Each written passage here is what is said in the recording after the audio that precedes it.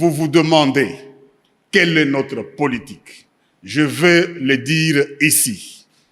C'est faire la guerre par mer, par terre et par air, de toutes nos forces et avec toute la force que Dieu peut nous donner, de faire la guerre contre la tyrannie monstrueuse, jamais surpassée dans le sombre et lamentable catalogue du crime humain. Telle est notre politique.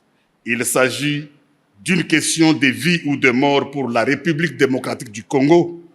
Il s'agit particulièrement de savoir si le peuple congolais restera libre ou tombera dans l'esclavage post-colonial.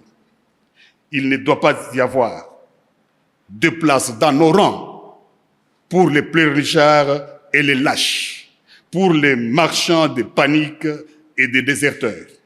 Notre peuple ne doit connaître aucune peur au combat et doit se joindre de manière désintéressée à notre guerre patriotique de libération, notre guerre contre les asservisseurs fascistes.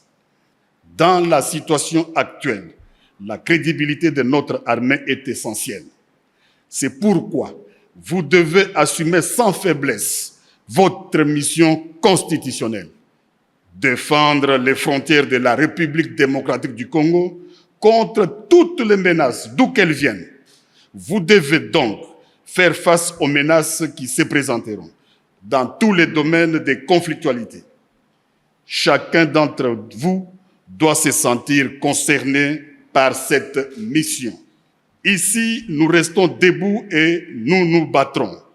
Il n'y aura pas d'autre retrait.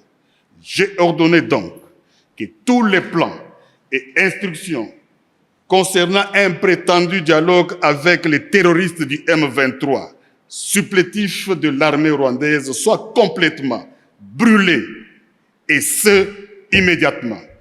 Nous allons rester ici au Congo et nous battre. Si nous ne pouvons pas rester vivants ici, alors restons ici morts.